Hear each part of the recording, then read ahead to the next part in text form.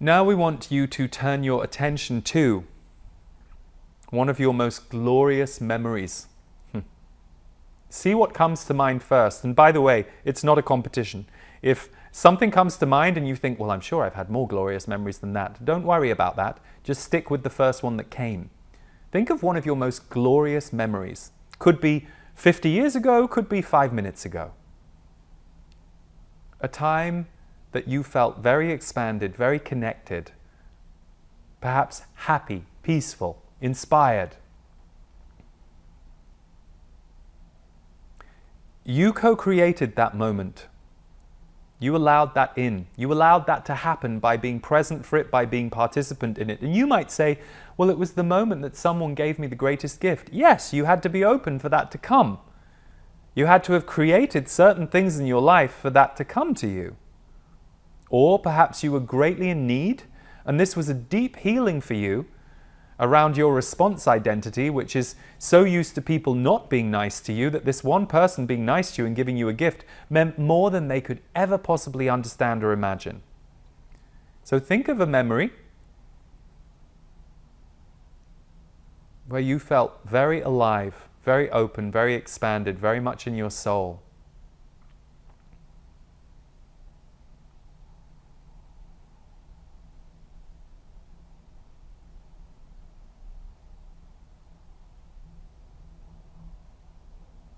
Now just let your body feel that memory again. Let your body fill with the joy or the peace or the sense of aliveness that came for you in this moment. Just recall it.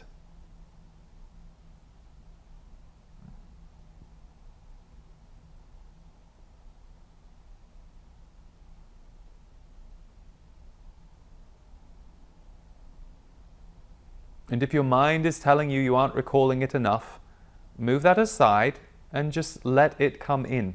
And if it doesn't come in, it doesn't come in. That's okay. You can try this again another time. This is a sense memory exercise, and for some of you, this will be foreign or new, and you'll have to practice it a few times before it becomes a bit more normal. You can focus on the memory if you aren't feeling what you think you should be feeling. Just keep recalling the memory as much as possible so that your system does start to crackle with connection to the memory. But for those of you who can feel it, notice the uplift, the expansion, the opening, the widening.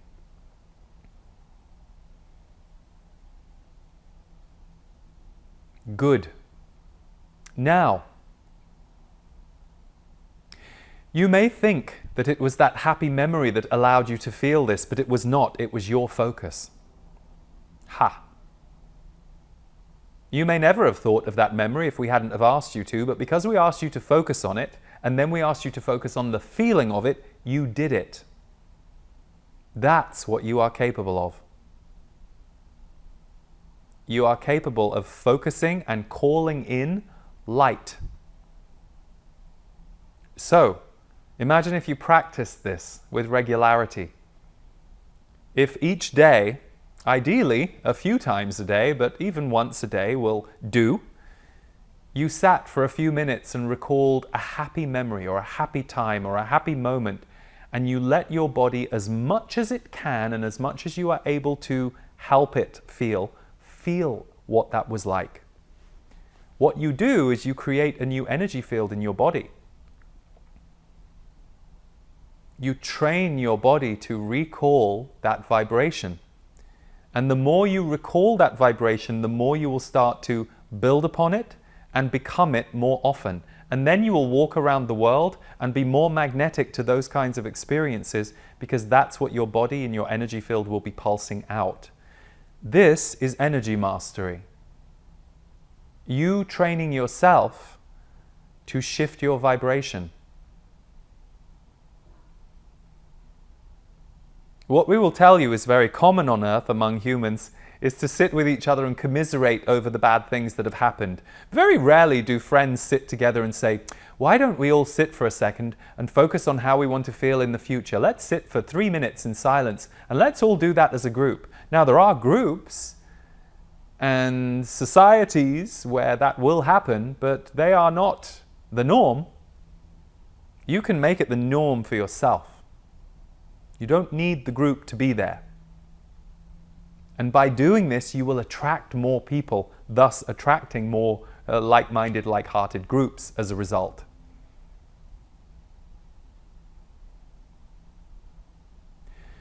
You have the power to change your future, which means you have the power to change the future. They are intertwined, outer world, inner world. Doesn't always mean it's a direct reflection. We know some people are very fond of that. It's not always true. It's not always helpful to think that. It's not always helpful to say to yourself, oh, well, this person who was just very abusive to me, I'm now thinking, where have I been abusive in another life, or to another person, or to them? Sometimes you're just with an abusive person, and the lesson is not to look within. It is to understand, how do I take care of myself in this situation? Do I need a boundary? Do I need to walk away? You can always do a little reflection later on, but it's not always a direct mirror. Things will mirror to you in order to get you to decide whether or not you feel it's a mirror, or whether or not you're supposed to be something else, something different.